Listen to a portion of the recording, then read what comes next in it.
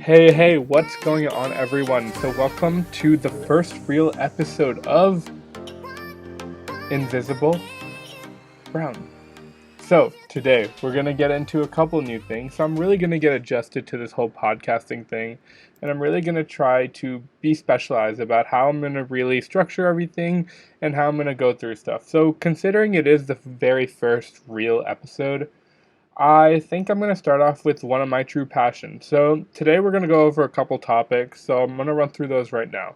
So, first off, we got iPhone 11 rumors, then we got the future of competitive gaming, League of Legends and its place in society currently, is Pokemon making a comeback, the Democratic race, and we're going to close off. So, sit back, sit tight, and I hope you get a little bit of positive energy out of this one. So, one of the things I really grew up loving was consumer technology. I don't know if it's because I was blessed as a child to have a good enough childhood where my parents could afford to give me the newest things all the time, but it definitely was a big part of what I explored. I used to love to learn how to build PCs after a long time.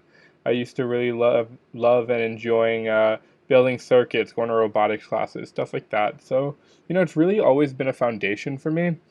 And so one of the things I really love, or maybe recently started loving, was Apple. But after these recent iPhone 11 rumors that you may or may not have heard of, I'm not too sold on this stuff anymore. So let's just go through a couple of them. So we found out that they're going to continue the same model of having three iPhones just as they did last year, presumably called the iPhone 11. That's not confirmed. We don't know that yet, but it's Apple. They're not really too creative when it comes to their naming features. We see the camera now being a large square, kind of looks like a bunch of alien and spider eyes. Looks a little bit intimidating on the outside, I'm not going to lie to you. And they're kind of moving away from that circle design, but it's Apple. They need something to make their design look a little different, make sure that people can differentiate their iPhone 11 from iPhone XS, or otherwise, how are people going to buy their shit? Okay? And so we have that. So we have the three lenses on the back being the standard, telephoto, and ultra wide. Good selection, pretty reasonable selections. But we do find that they are going to be removing 3D touch, and I, for one, am pretty disappointed about this. 3D touch is a pretty convenient way to get to some useful links, like creating a reminder, creating an event in the calendar, putting a tweet out. It's really useful for a lot of things. And as a consumer, I just think that isn't it worth it just to add just that little bit of thickness in order to get the things we like? Like extra battery life or 3D touch. I think most of us would be willing to add 5 millimeters onto our projections in order to get that, but it seems like even that much, the fact that they can't brag in their keynote about making it thinner and thinner is most likely the reason why they don't continue to do this. And I think it's worth it for them to go with a more flush design in the camera so there's no camera bump, and also to expand memory, expand RAM, expand battery life, and more importantly, possibly get fingerprint in the glass and get that 3D touch back. Anyway, iPhone 11, I'm not sure if it will be too much of a bigger upgrade from what we're getting in the iPhone 10. I personally have the iPhone XS, and it didn't make me bat my eye when I saw these specs, unfortunately. As someone who loves technology, I would like to see it, continue and continue. Apple being a trillion-dollar company, you would think they have the funds to innovate more and, create that little bit of extra step. But unfortunately, it seems like Apple continues to be more of a design company than an actual real manufacturing company, with its screen still coming from Samsung and all of its parts just getting assembled together at Apple. Anyway, into the next topic.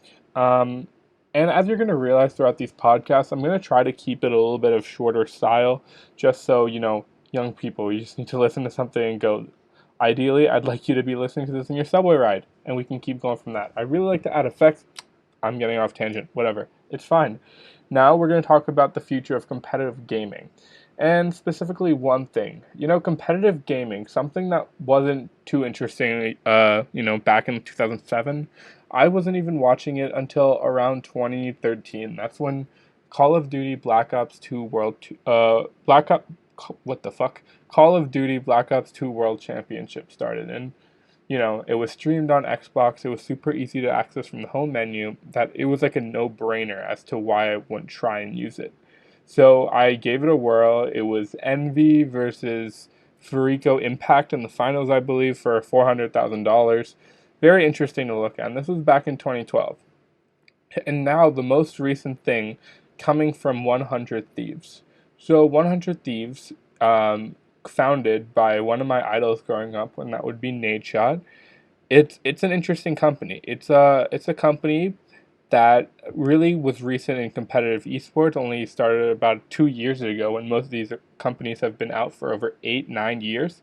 100 Thieves has already gained two major investments. The first major investment they gained was, I believe, 25 million with an M dollars from Scooter Braun and Drake. So just imagine having that sort of street cred as a gaming brand, reaching that hip hop fashion that most gamers love, and investing into an esports company. So they're already doing good there. And then recently they raised, in a Series B funding round, they raised $35 million. Think about that number. A valuation of over $160 million for that company. Started less than 2 years ago, all due to the personality of one Matthew Haig Nadeshot.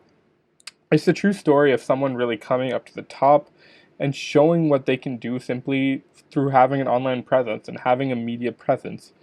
I know, he started off. He was the first biggest Call of Duty video game streamer online. He was the first to 1 million subscribers.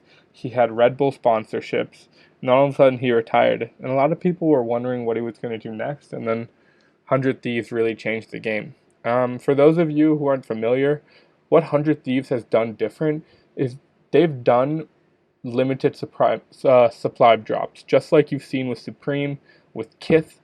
They've done limited drops and things like that to shred the market, to make their apparel and make their stuff so highly valuable. You go through their Twitter replies, and every single comment is wondering when the next apparel drop is going to be, wondering when they can get the latest merch. Because I believe in the last drops, in I believe 5 minutes, they sold $500,000 worth of supplies completely sold out. And to have that type of revenue from a company, absolutely insane. Now we find out with that $35 million that they're going to be expanding into the retail business. They've opened a huge headquarters in Los Angeles, and the first esports team to have official retail business. This is a game changer, guys. Game changer. I'm really looking forward to see what they do with this retail space once it opens up. Hopefully we can continue.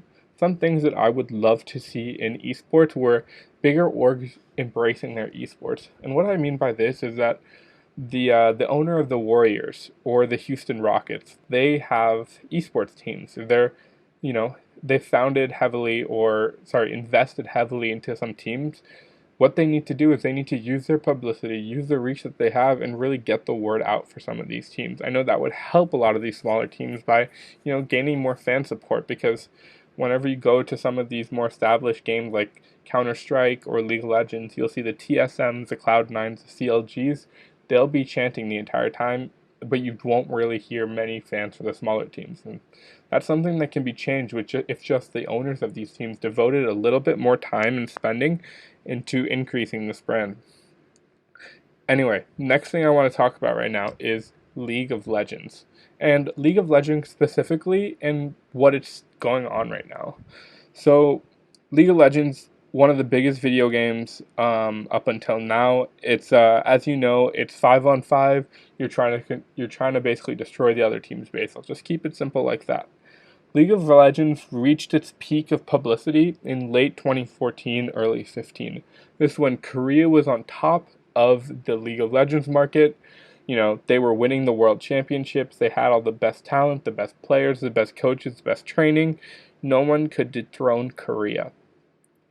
It wasn't until around now that we've seen more balance in recent League of Legends, where we've seen North America and Europe really start to come back and even out the playing field, with Europe winning one of the first international tournaments that I can remember in a while, with Korea and China participating. But League of Legends, ever since late 2014, has been going down in publicity, and For a game that's as established as League of Legends, I don't know what they really can do in order to, gain the players back or gain the popularity back. It's that type of game where if you've wanted to play it already, you have played it. You're not going to realistically join this game after you've already decided not to, because it's the type of game where you know on first glance whether you're going to like it or not. And the fact that the game is still the same, obviously, it's the type of game it is. They're not going to change the map, obviously. They're not going to continuously change it like some shooters like Call of Duty and things like that. But I do like what they did recently with Teamfight Tactics, how it's just a different style of play. They also had a ranked mode now. I like that, but one thing I don't like is I don't think it's enough. Teamfight Tactics isn't monetizable enough, so that's not going to be something that they're going to continue to support. It's not something that it can be used competitively. It's not something that can continue to be, used in the long run because it's so much of randomness. It's so much of I just hope that I have the wild sorcerer next term. But League of Legends, I want to see where it goes in terms of its quality and how it's going to retain its fans. But I hope to see how it changes from there. Anyway, so I think this is going to be the end of our first podcast episode. I know I had two more topics I said I was going to run through by the beginning of this episode, but I feel like we've really got some good stuff out. I'd like to keep these episodes under 12 minutes. I know that 12 minutes is a good amount of time for get to one subway stop or another, or do some stuff like that, or just enough time to fall asleep. You probably don't want to be falling asleep to this though. Anyway, so what I want you guys to do is, if you're listening to this, and I hope you are, because I would love to get this word out and really love to share my passion as well as other passions.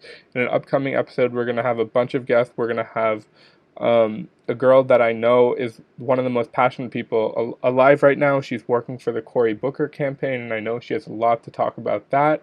I have another friend that has a very reputable business in Hawaii. It's just there's a lot of cool people and there's a lot of cool stories and experiences to be shared, and I'd love to share and talk about the news that relates to these experiences. So anyway, I hope you enjoyed. If you do, please like this podcast on whatever medium you're listening it to.